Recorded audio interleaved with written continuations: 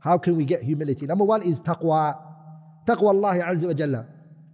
You have to work towards getting taqwa in order to get humility. If you have taqwa of Allah, you actually fear Allah tabarak wa ta'ala, you're conscious of Allah tabarak wa ta'ala, wallahi, humility, first requirement has been met. Number two, deal with the people the way that you love to be dealt. This is a qa'idah, brothers.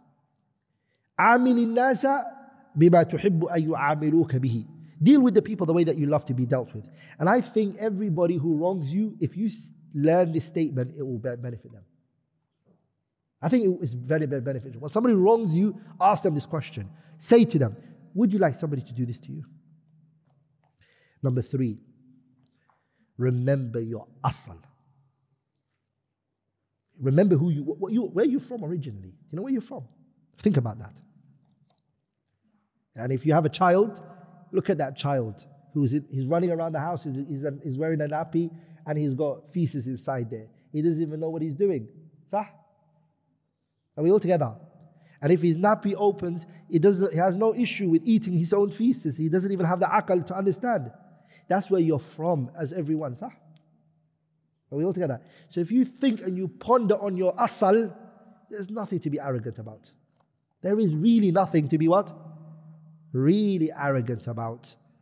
You were weak when you were created, and you're going to become weak when you grow old. You're vulnerable, you're da'if, you're in need. So there's no reason why you should put yourself high. And that's what Allah reminds us in the Quran a lot. He says, Min ayyi shay'in khalaqa. What is it that Allah created them from?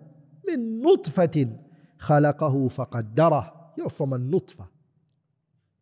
Okay? Number four, know your value. And trust me, if you do know your value, that's not going to put you up too high.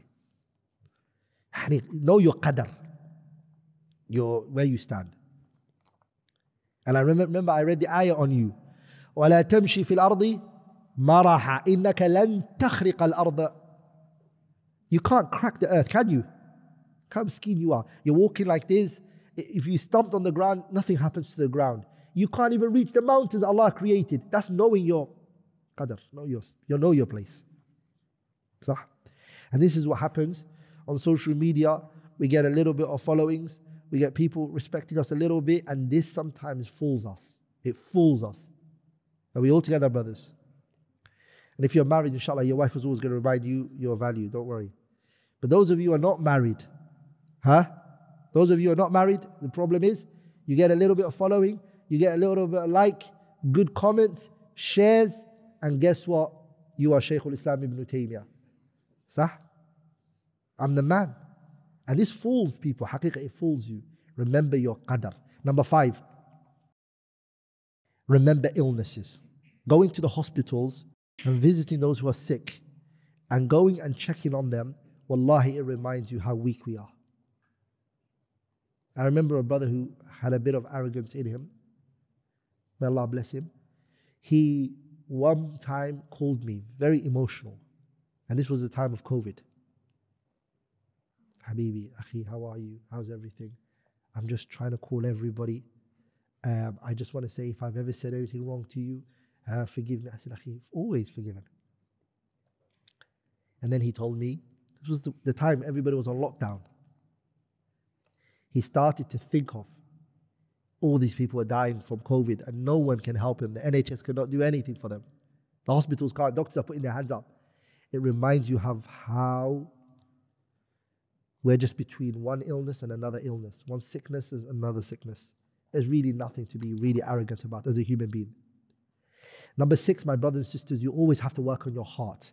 A lot of people focus on their outer appearance, their white garments, the clothing that they wear, they iron their thobes, but they forget the heart, wallahi. And the qalb needs purification, just like your clothes needs it. You take your clothes to the laundry, you wash it, it irons. There's the heart that needs this consistently. So purify your heart.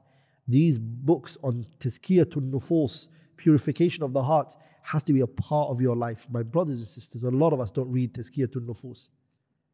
And there's a book that we're doing right now every Sunday. A lot of people don't come actually. which is called Ad-Da' wa Dawa by Ibn al-Qayyim. And if you can't come because you're busy, you've got work, okay, no problem. Try to follow it online. Or any other lectures that are done by other good speakers on the issue of the tazkiyatun nufus and the heart. Work towards cleaning your heart. And last but not least, always remember that when you humble yourself, you are imitating and emulating the prophets and the righteous people. So don't worry. Don't let anyone make you feel like, oh, you're scared.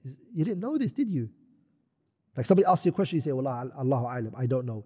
And somebody says to you, Akhi, you don't know? You've been seeking knowledge for the last 30 years? Subhanallah. And then you start saying, yeah, by the way, I actually do know it. Sorry, I forgot. Just so, no, don't. وَالْكُلُّ مِنْ أَهْلِ الْمَنَاحِ الْأَرْبَعَةِ يَقُولُ لَا أَدْرِي فَكُنْ مُتَّبِعًا. The four Imams, Abu Hanifa, Malik, Shafi, and Ahmed, when they didn't know something, they said, we don't know. And they never felt a certain way. Humility is something beautiful, brothers. When you're humble, you're following and you're emulating and you're on the path of the prophets and the righteous people. So don't worry. Don't let anyone make you feel weak.